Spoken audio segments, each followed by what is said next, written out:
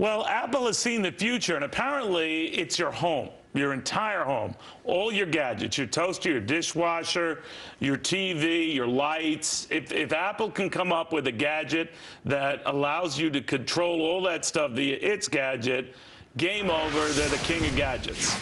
Samsung already does this to a degree. Apple is moving in big time, we're told, and maybe as soon as next week we find out how much.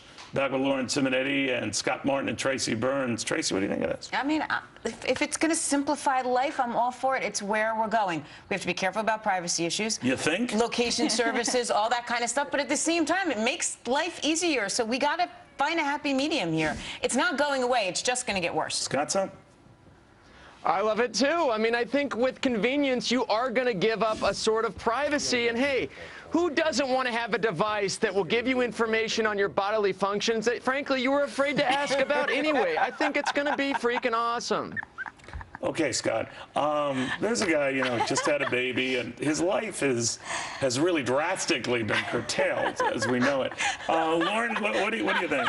I am concerned about privacy legitimately. I know a lot of people say they're concerned about privacy and your TV watching you and your appliances watching you, but I think a lot of people say that they're concerned about privacy, but they're not really. I don't understand why this privacy becomes a big deal with, using your toaster or when your dishwasher's on.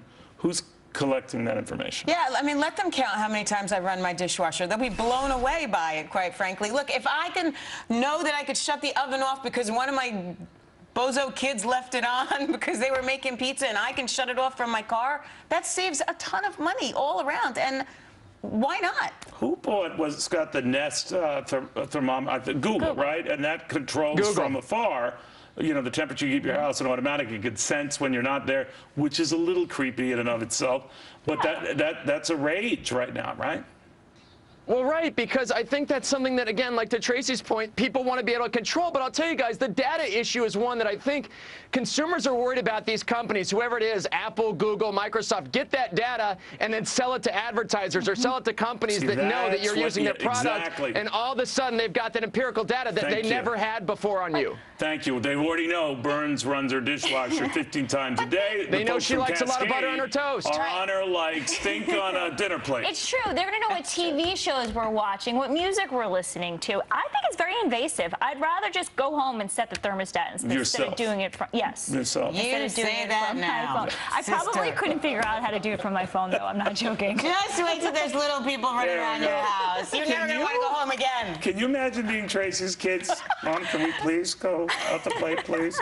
All right. In the meantime, it is just me, but our second order, it seems to me the government is very creative when it comes ways to getting money, not so much with ways to save that money. The latest example is its search for tax evaders, those who should be paying taxes but are not. Now, to the tune of tens of billions of dollars they say the government should have, these folks are squandering it, hiding it, so they're going after it.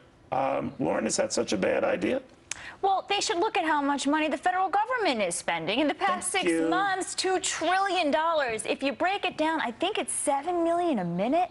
Something crazy like that. What they're going after here is what we spend in under a month. That's really what they're doing. But they're paying much more attention to the money that they want than the money that they're spending out. Well, and it's all part of the administration's shtick, to go after the rich people that are hiding money in, like, Switzerland or the Caymans or whatever, like the evil elite. How do you do that? I always wonder, like, how people do that. Like, they run up with a Swiss guy and says, here's what you're going to do. Oh, that. What, Scott? Help me with this. You take it through customs in a suitcase, give the guy 20 bucks, and he lets you through. You know what?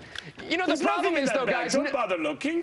All right. Yeah, don't bother. It's just fake. It's monopoly money. The thing is, guys, nobody is going to be as big of a low-hanging piece of fruit as like Wesley Snipes either. I mean, some of the guys that are out there and gals that are hiding the money have attorneys, accountants, a bunch of staff that have found ways through loopholes, by the way, to actually move this money around so the government couldn't even find it if they wanted to. If it's money owed and unpaid taxes and these guys aren't, by all means get them. What I'd like to see, to Lauren's point, is more of them being just as zealous going after how they're spending the money. Where does it go? Like, do we need to consistently do research on turtles, like, and things like that, and salmon fishing, and all these crazy things that we do? We waste money, all the pork.